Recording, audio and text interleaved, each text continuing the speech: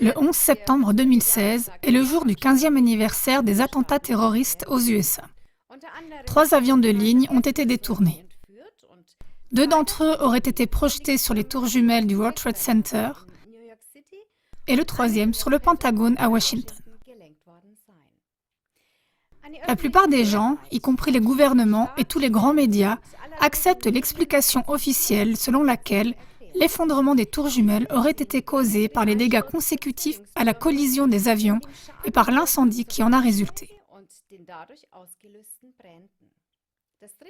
Le troisième bâtiment de 47 étages du World Trade Center 7 se serait effondré à cause des incendies de bureaux causés par le World Trade Center 1.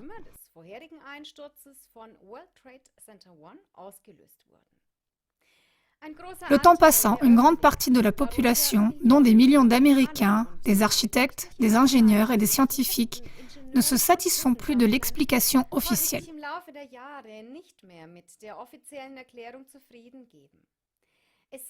Selon les lois de la physique, il est totalement impossible qu'un Boeing en aluminium puisse complètement briser des poteaux porteurs extérieurs en acier si on pense que ceux-ci n'étaient éloignés les uns des autres que par une distance d'1 mètre. À cause de telles incohérences innombrables, l'Association des architectes et ingénieurs pour la vérité sur le 11 septembre, sous le sigle AE911 Vérité, a été créée en 2006.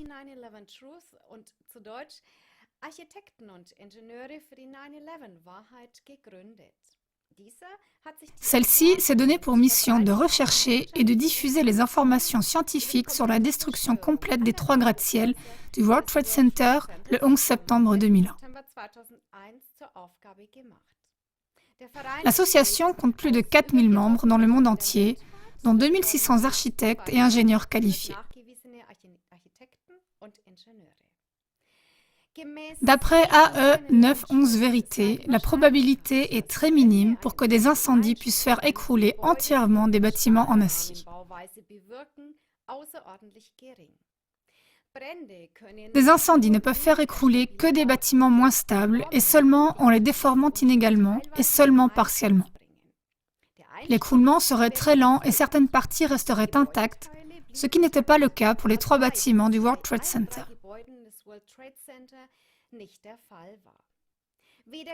Ni le kérosène, ni les incendies de bureaux ne peuvent produire une température de plus de 1000 degrés capable de faire fondre l'acier qui fond à une température de 1540 degrés.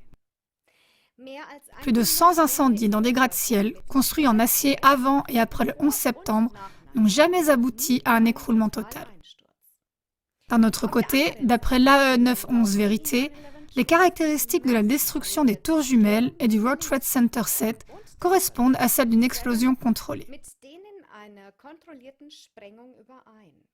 Les signes d'une explosion contrôlée sont entre autres le début brusque de l'effondrement et la destruction de la partie supérieure des tours jumelles, l'effondrement égal et rapide des bâtiments, la répartition non naturelle des décombres tout autour du World Trade Center, la projection de parties d'acier pesant des tonnes sur les côtés des tours, la présence de l'explosif militaire nanothermite qui a été trouvé dans les cendres du World Trade Center par l'équipe du professeur de chimie Niels Harrit,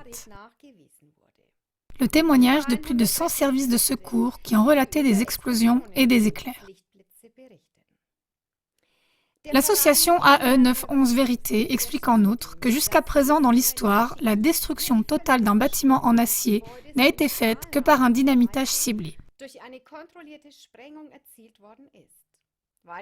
De plus, l'association se demande pourquoi cette question et d'autres encore sont censurées d'une manière aussi catégorique par les médias. Vous trouverez d'autres informations et documentations sur le site internet de Architectes et ingénieurs pour le 11 septembre Vérité Suisse.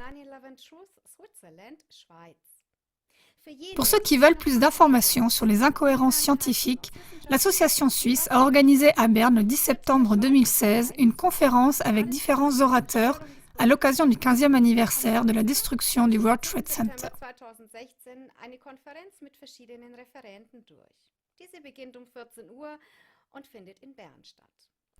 Le sujet en est « La vérité a-t-elle une chance? Science, médias et psychologie ».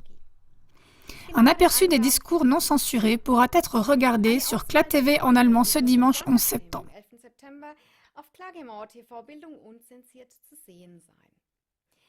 Toutes les questions non élucidées en ce qui concerne le 11 septembre doivent être éclaircies par les autorités officielles si la crédibilité de ceux qui propagent la version officielle veut être assurée.